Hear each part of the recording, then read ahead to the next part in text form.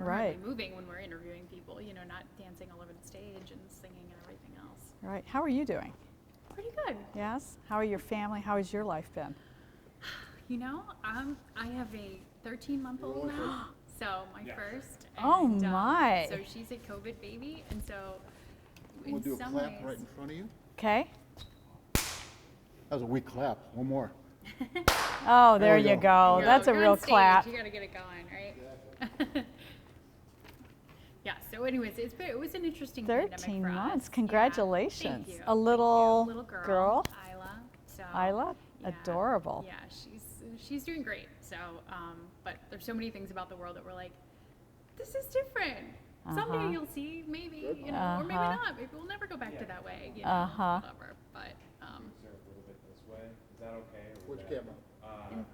With my camera. Well, if In some actually ways, move Sarah's chair this way. Is that okay if we do that? Would that Sarah that way? Yeah. Is that okay with your camera? Yeah. Okay. Go ahead and try it. Yeah. Yeah. If you wouldn't mind How just far? moving just a little bit this way. That's great. Thanks, Sarah. How's that? Oh, thank you. it's better. Okay. We're all good. Does that work? Yep. Okay, great. Did you keep rolling, or do we need another clap? I kept rolling. You good? I kept going. We're good. Okay. All right, cool. Well, first off, I'll just give you a little backstory on Boss Ladies. I know maybe you've seen a couple of ours, but we started putting this together after a book that was written, Boss Ladies of Glee by Maggie Sullivan. And we kind of partnered with her and worked on some of the ladies she had featured in the book, but we've expanded it too, and we're bringing in our own Boss Ladies. And so we're just really excited to be talking with you about it today. Oh, well, thank you. you Delighted s- to be here. Well, thanks for being a part of it, and I think we'll talk obviously about your work, but some of it's just about you too, and the lady that you are, and advice and nuggets and things like that too. So, Sure. sound good? Sounds good. Let's Okay. go. All right, awesome. Well, Gina, thank you so much for having us here today. It is so cool. This is my first time up on the stage here at Playhouse. Well, welcome to the jungle. Here we are at Playhouse Square, the Mimi, Ohio Theater, on the set of The Choir of Man, the first tour in the United States to open. It's Right so- here at Playhouse Square. It is so nice to see live theater in this arena district, this all of it, you know, on this stage right now. How does it feel for you? I mean, you're the one that made it happen. Well, we made it happen. We have great audiences in Cleveland and Northeast Ohio, so we knew that we had an eager group who would be, you know, happy to come back to the theater. And we also have a great staff and, you know, team here at Playhouse Square. So this really has been a collective effort, but I will tell you, this feels so good. It feels so wonderful to be in the rhythm of our life, of planning for audiences and curtain times and, you know, opening up the venue and seeing the eyes of the audience as they arrive is just, it's such a wonderful payoff. First of all, you see this magnificent architecture, and then coming in to hear live music. When you first hear a song, a note, an instrument that's being played live and you're in the audience, it's a deeply emotional and wonderful experience. After what we have all been through, and it seems like this show is just that right note, you know, to make people smile and to make you enjoy being here again and appreciate the music and the stage and all of it. You know, the Choir of Man is absolutely the perfect way to begin your journey back to live events at Playhouse Square. It's a lot of fun. It's set in a pub. It is a celebration of music, everything from a traditional Broadway song to an Irish ditty, from Adele to Red Hot Chili Peppers. It is a chorus of 9 men and 4 musicians who are singing and playing this music, and it's 90 minutes, no intermission. It's really easy, and it is absolutely joyful. Love it. We all need more joy in our lives right now. We do, but I have to say, this seems like the most normal thing we have done in a year and a half, because as human beings, we're supposed to be together. Yeah. So when you come back together and you have that shared experience and you applaud, do these things we haven't done in so long, it just adds this vigor to your life and a spring to your step, and just it's just wonderful to be here. So good. Well, you know, in preparation for this, I was watching an interview that you did with my colleague Russ Mitchell. Love Russ Mitchell. I do too, and you guys were not on this stage, but you were here at Playhouse on stage, and you were talking right as you had taken this role, and he asked you the question, I don't know even if you would remember, what will happen over the next 18 months or so here? And I thought, watching it back today, wow, we all had no idea. Right. It's been a tough road for everybody, but particularly theater, and I think, you know, you can answer that not only here in Cleveland, but all across the country. I know you work very closely with folks on Broadway in New York as well. I mean, to have this period where everything stopped and no one saw it coming, what was that like? You know, in some ways it was almost so painful you can't remember it, quite honestly. You don't want to. Yeah, you really don't want to remember it. But what I do remember is that for us, on March the 2nd of 2020, we announced our KeyBank Broadway series, and we announced that we had the largest base of season ticket holders in North America. And 10 days later, we were shut down. Like, to go from that high to the abyss of not knowing how long this is going to go on or how long it's going to last. And then what came out of that was that, okay, this is canceled, but what about next month? And what about the month after that? And it just kept coming in waves. That through that time, we experienced 1,100 cancellations and postponements. So that was like death by 1,100 cuts. For us, we were refunding millions and millions of dollars.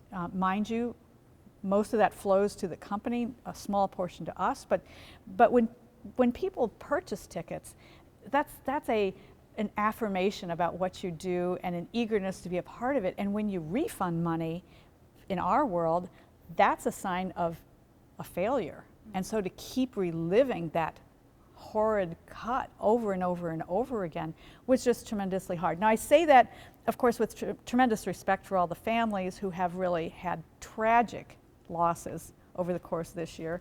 This was our difficult journey about being in the entertainment business.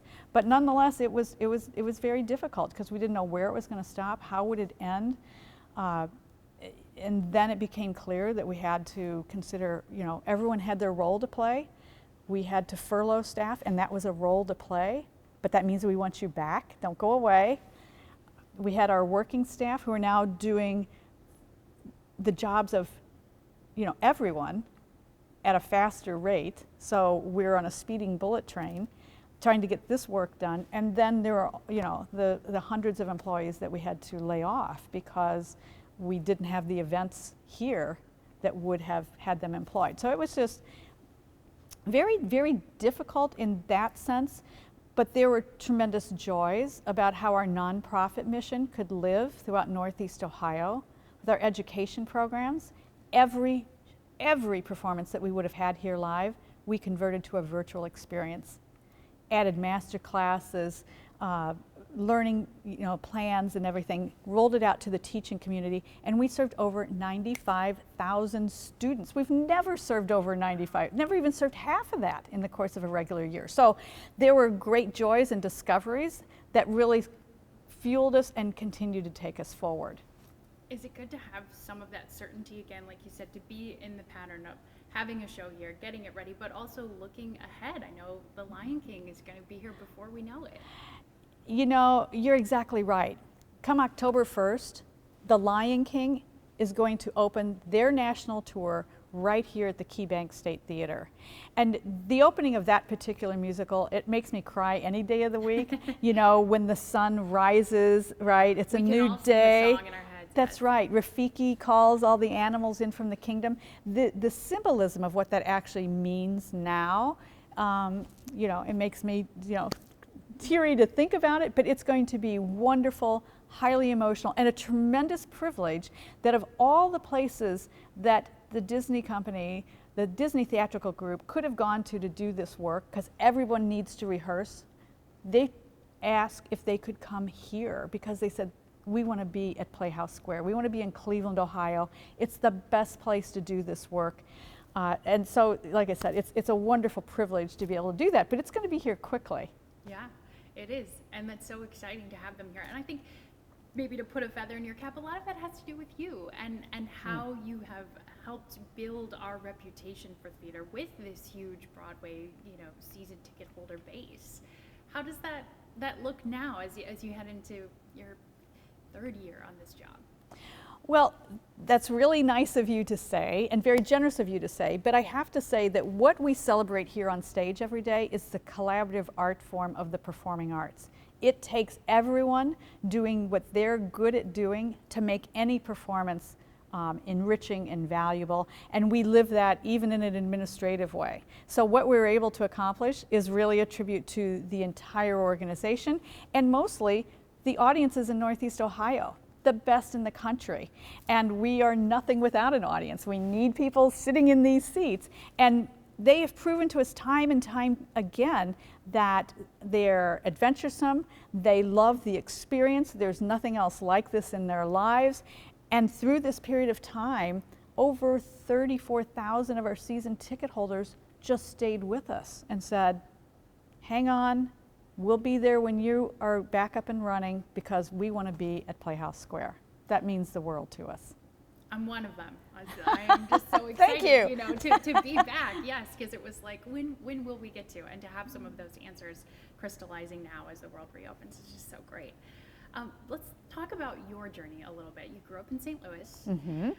When was your first interest in the arts or in theater, or how did it start?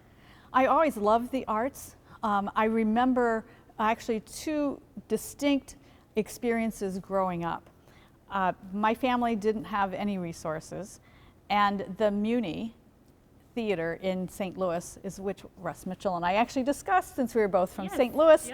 Yeah. It's this fabulous 10,000 seat outdoor venue in St. Louis, and like the last 5 rows are free seats. And I can remember my mom taking us there, and it didn't matter to me that I was sitting in the last row. I was so excited to be there. I wanted to be there every night. I just loved it. I loved the music, I loved seeing the audience, I loved the expansiveness of it. And in that particular instance, because it was outdoors, you could see the stars and it was a very dreamy and wonderful experience. I also remember going as a Girl Scout, because I grew up as a Girl Scout as well. I remember going to see a show in St. Louis, and I had on my Girl Scout uniform, my sash, my uniform, my beanie, and I remember at the end, I was so excited that I wanted to throw my beanie in the air, and my troop leader said, no. Okay, I was a little too obedient. I'm less obedient today than I was then, but I was just so thrilled with the audience reaction and to be a part of something like that. And it really made me think about how I could have a life in the arts. I wasn't a performer, so I didn't know that this was possible, and I actually didn't know the administrative side even existed. But I was an art major, my undergraduate degree was an art major, but it led me to finding a small renovated theater in Kansas City, which is where I began my journey, which led me eventually to Cleveland, Ohio, and the chance to just grow up here for the last 37 years. As this organization grew, I had the chance to just be a part of that growth and the pride and the accomplishments that we all have shared over the years. It is awesome to see that you started here as an intern. Yes. And now you're running the place. You're the boss lady. The thing is, when I walked into these theaters, and at that particular time, only the Mimi, Ohio and the Key Bank State were in operation, and everyone actually thought we were all done. That's all we needed, 2 theaters. But I was so enchanted with this that I knew this is where I wanted to be. They said to me at that time, the fellow who was the CEO said, we're $1 million in debt. We're not really sure this is going to work. I can only pay you for 3 months. There are no guarantees. You really need to think about this. And when I got home, I called him and said, I'll see you Monday. This is where I want to be. I just knew it. And is it like a leap of faith? It was really about listening to what's inside of you. Because when it's the right fit, you know it. And also when it's the wrong fit, you also know it as well. But this was just, to me, it felt so right. I loved the concept of saving these theaters. I loved what that meant. I loved the story that the wrecking ball was out front at one point in our history. This was within 96 hours from becoming a parking lot, and to see what has emerged here, boy, someone who had that kind of chutzpah and that kind of belief was something I wanted to be a part of. It is an incredible story, and you are a part of it. I mean, you've been a part of it. How did the Broadway series, and I know you get credit for some of what it has become, how did you know that that was the key, or how to sort of eventize this space so that we had Northeast Ohioans here and using it and bringing it back to life? Well, I'll share with you that that's not something I invented. Cleveland has had a long, long history of being an important stop for any tour that was out there, and for any show that's produced. You know, we have fabulous resident companies here at Playhouse Square who actually are living the art every day, producing it, building those costumes, building those sets. And so the combination of all this really means that Cleveland has a culturally engaged community. It's always been that way. The Hannah Theater years and years ago, that was run by a fellow named Milt Krantz, was like the primo stop on a tour. What we had the chance to do here at Playhouse Square is to take that history and figure out how to build on it. There was another presenter actually of Broadway, which we took it over in 1990, because what we realized was that everything that happened at Playhouse Square, if it was a good experience or a bad experience, was still in the eyes of the community Playhouse Square, and nor should they have to know any difference, right? Mm-hmm. But we realized that we needed to be able to control the experience and control the booking and be able to deliver what this community actually deserved. We took that over, and in 5 years we had built it from 6,000 season ticket holders to 14,000 season ticket holders, and then expanded to 2 weeks, and then expanded to 3 weeks. And I can tell you, when we expanded to 3 weeks, in the business, in New York City, people were saying to me, "Are you sure? Are you sure that's a good idea?" Well, we've studied it. We actually do think it's a good idea, and it has turned out to just be what defines us as an institution. Though there are many great opportunities, by the way, to see performances at Playhouse Square. Yeah, if you build it, they will come, sort of, and they have. They did, and they have, and they will again. So you have also studied urban planning Mm-hmm. at CSU. So I think it's interesting to hear you, in some other interviews I've read, to hear you talk about this place as a district, and you know, Lumen being a new part of that. Mm-hmm. I'm sure COVID has maybe temporarily interrupted some of those plans, but what do you hope for this area? I mean, if we're talking, once COVID's in the rear view, once we're in this 5-10 years from now, I mean, what do you think could be the next step of what you think of when you think Playhouse Square?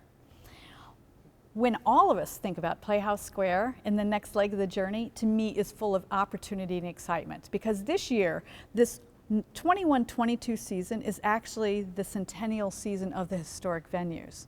Wow. This stage upon which we now are sitting opened 100 years ago. And now to have the opportunity to sort of emerge again, back to life, under the same circumstances as when these theaters were built, because we were coming out of a pandemic, a world war, and a financial collapse, by the way.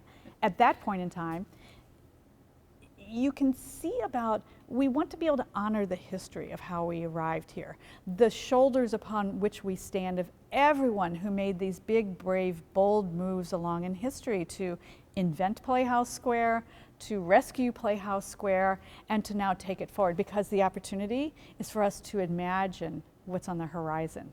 What's going to be next? What is it that we can't even see today that is going to be our reality in 5 to 10 years? This is going to be the entertainment district that brings global recognition to Playhouse Square and to Northeast Ohio. And all of the many, many ways our dream of live, work, play is going to only accelerate exponentially as we go forward. So let's talk a little bit more about you as well. Do you have anything on your bucket list over the next 5-10 years or beyond? You know, there's always a lot on my bucket list. You know, on my bucket list professionally, I think about Playhouse Square and how we can create Playhouse Square as building on it being an engaging district that you come to and experience whether you have a theater ticket or not. Because when those visitors are here from town or you want to do something fun on a Friday night, just come down here and walk around. Have dinner on any of these patios that are in and around in the theater district, the entertainment district that we have. How can we begin the engagement at the sidewalk and create that experience, and then that becomes a, a feeder system for what occurs, inside of the theater as well. There's so much ahead for us to just imagine about how shows might occur. What is an actual stage? Because stage has been a geographic location until this past year where we had a virtual stage and served tens of thousands of students that we would never have served before. The opportunity to now see this through a whole new lens, to think about how we can make Playhouse Square continue to build on being an audience-centric mission. What's best for the audience? How does that take us forward, and how does that inform us about what decisions we're going to make?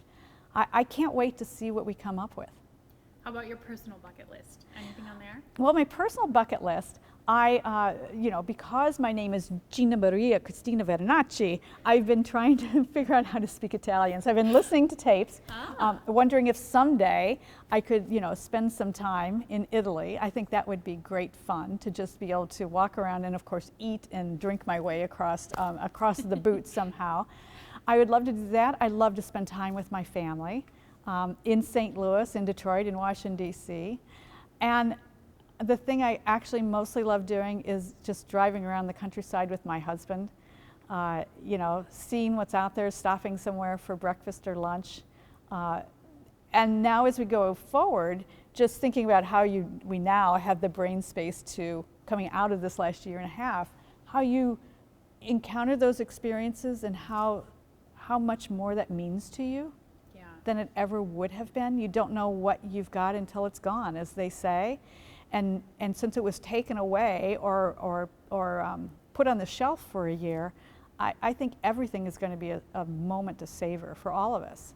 That's so true. Just to be out in the world again feels good. It sure does. Tell me about your support system. You mentioned your husband. Who's there for you?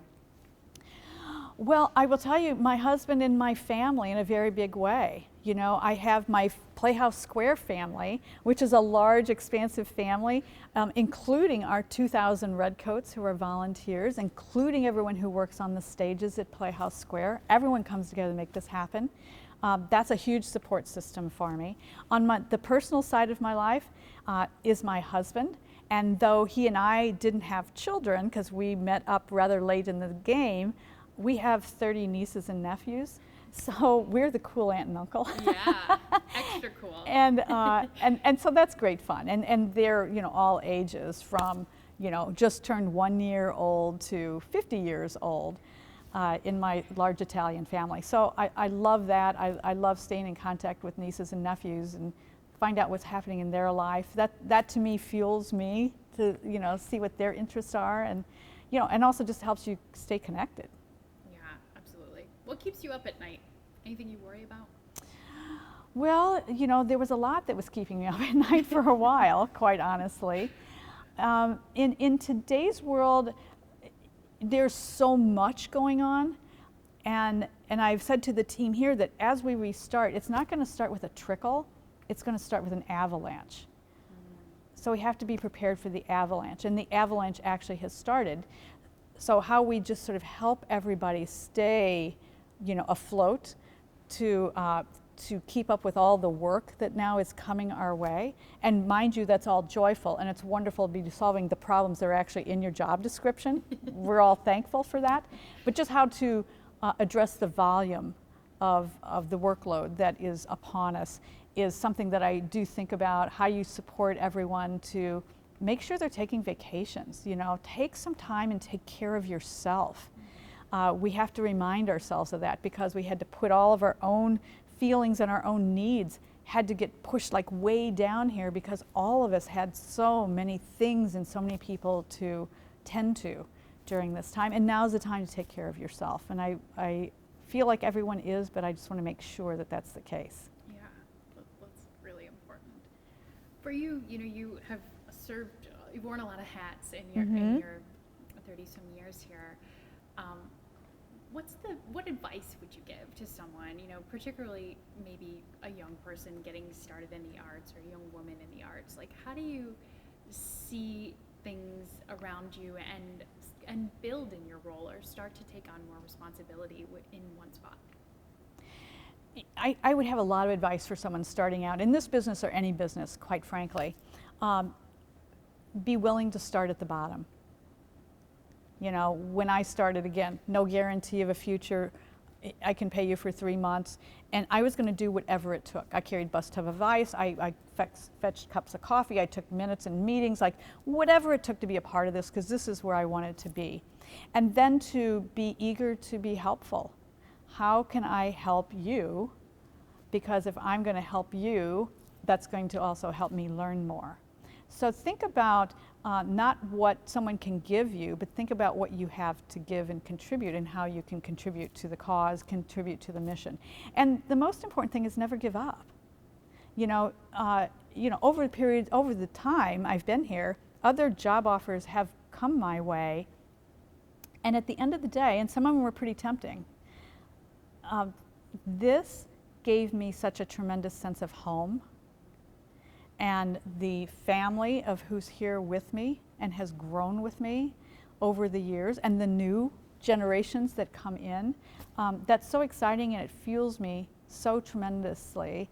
And I'm so proud of what Cleveland has here and what we've had the chance to be a part of, that it was just something that I didn't want to leave. I wanted the home and I wanted the opportunity, and I was willing to do whatever it took to try and help it move ahead. So you can't give up. You get knocked off your horse, everybody does, and you just have to dust yourself off, find the things that are positive, and focus on those things and let the other things fall aside, and then figure out how you moved into the next phase. And sometimes there are ways that I had to find a way to just go stimulate my brain in a new way. Like, I went to Cleveland State University and had a master's in urban studies. I exercised my brain over there in a way that I wasn't here, but that actually helped energize me along the way. This past month I was honored with an honorary doctorate from Baldwin-Wallace University, something I never would have imagined would be on the horizon for me. It was a great, great privilege. My academic career was a disaster until I got to Cleveland State and then had this honor from Baldwin-Wallace. So you just can't be swept up in the undertow of the negativity. They're autobiographies because you're writing the story. So keep writing your story. Don't put the pen down. Keep pushing ahead. Don't close the book. I love that. What's your favorite part of your job right now? Every day when I wake up, every day when you come into this institution, to walk into these theaters, you step into a new river. There's a new flow, there's a new set of opportunities, there is the unexpected every day, and you have to problem solve in real time with a lot of extremely smart people who are around me, much smarter than me, by the way, because that's what keeps it all afloat, is you have to let everybody in and take in everything that they've got to offer and figure out how to problem solve this thing that you couldn't possibly have imagined. Yeah, it sounds like in terms of leadership advice, that seems like one of your strengths, or one of the things that you aim to do is get everybody involved in the process. Is that sort of the secret to your sauce here, is that everybody knows their role and can execute? The secret to the sauce is being open, and the secret to the sauce is listening. I will say, quite honestly, there were times, and even times in the last year and a half, that you had to find the headspace to listen, because it wasn't easy, because there was so much in my head in that moment. And there were times I got knocked off the horse, but you just have to you just have to get back in it, you have to keep trying. You can't be daunted by a failure or 2 or 3 or 10 or 100. You have to just keep going forward. And stay excited about And what's next. yeah, and stay excited, because you can either walk in the shade of a cold side of the street, or you can walk on the sunny side of the street. I've chosen to always walk on the sunny side of the street. That is in my nature. It's where I like to be. And I have actually always found that when things aren't going right, whether it's in your career, particularly in your career, where, you know, this is a business where there are a lot of people, right, want to be involved. And it's just like in your business, right? Yep. And if you let your frustrations guide you, then that's a culling of the herd. So don't be guided by those frustrations. Be guided by your vision. Be guided by what's in your heart, by what you know is right, and you'll find the solution for it. That's perfect.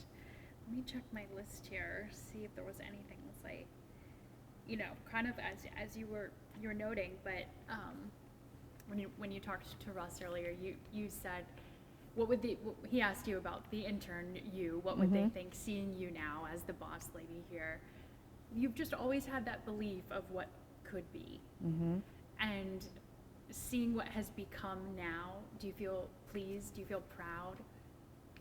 Beyond my wildest dreams. I am so proud because it's against the odds that I'm here. You know, coming out of a challenging childhood, raised by my siblings and I were raised by a single mom whose earnings were well below the poverty level, leaving for college on a cattle truck with my friends to try and figure out how to pay for it. Like, it's against the odds that I'm here. I had no plan. I was an academic disaster. But nonetheless, I knew that I had to figure out my way, and I had to figure out a path, and that there was no one to blame for the hardships. And even if there were, that's not productive. I had to figure out a pathway out. And to find it in the arts, and to let that sort of be a guide about the thing that is, you know, intellectually interesting. Follow those intellectual curiosities in your life. Follow your dreams, because you can make them a reality. I am an absolute example. That's what I want to say. I'm an absolute example that following your dreams is a real reality. Are you going to write this autobiography? Physically write it down? Because I think we'd all like to read it. Well, I'll keep you in the loop on that one. Or you could perform it, I guess. If you could write a stage play out of it. Well, you know, that's awfully generous of you, because, you know, as I said before, I'm not a performer. I'm just someone who found my way into doing this. I actually remember the first time I gave a curtain speech. I walked off stage and I was just shaking like a leaf, because I actually thought I was going to fall down between here and there, you know, walking off stage. And now it feels real good, because, you know, people just, you know, you want to talk to people. But, you know, you learn a lot. Pushing yourself out of your comfort zone is so important. I find that a lot of the things that I do best are the things that actually innately make me most uncomfortable. Speaking in front of audiences, writing, leading to some, even though, you know, the Italian in me was always willing to be in charge, the actual idea of leading, I feel like I've had the chance to grow in that. It's had the chance to teach me a lot about myself. When you listen to others, I have learned so much from everyone that I work with, that to me, every day you walk in here, it's a master class in something. It's a master class in business. It's a master class in artistic excellence. It's a master class in vision and planning. It's a master class in collaboration. It is so interesting and so stimulating, and rewarding. There are challenges, but the rewards far outweigh the challenges. Well, we hope that you're here for a long time. Well, This is thank awesome. you. Is there anything I'm not asking you that you want to make sure we include? Cindy? I think you're good. I'm Okay. happy. I'm happy. Great. Thank you. Yeah, thank you. Thank you for this chance to sit down with you.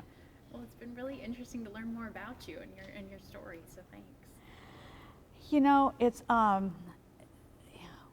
whenever you're doing the right thing and it's your groove and 37 years evaporate, you really know that this is what you're supposed to do.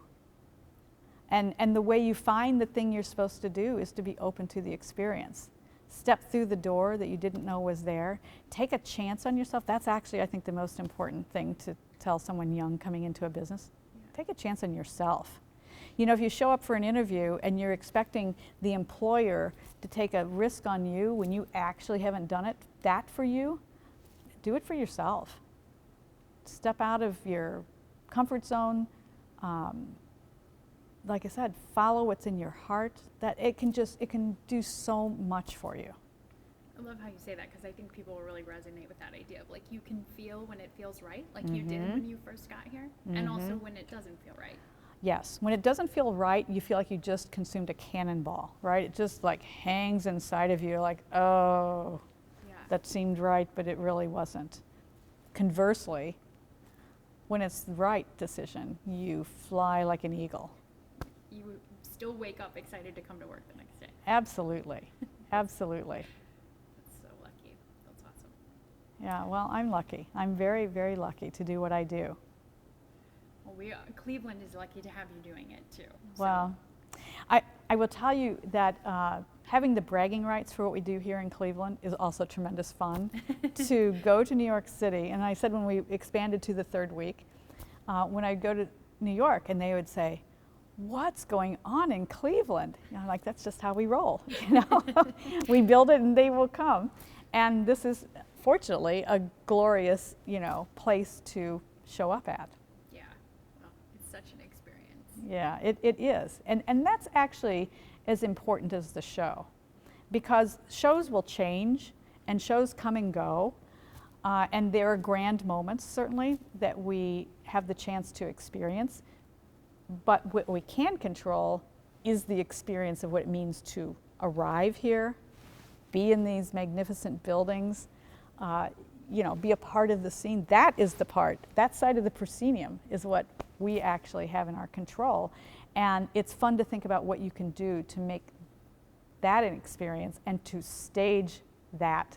It's about like staging your comeback. How we as a group can think about, again, the audience-centric, like what does the audience need? Because you fill that need and it's going to feed this. Yeah, just take it up another level. Mm-hmm. That's great. Thank you so much for your time today, Gina. I really appreciate it. Well, my pleasure, my pleasure. Thank you for being here. I look forward to seeing you at the theater. Yes, you too. That was great. Thank you. Well, thank you, yeah. This is we have to put this whole conversation on. Yes, so we will, right, I should tell you that. We will put this whole interview up on our YouTube pages and, of course, on our digital site. And then the piece ends up to be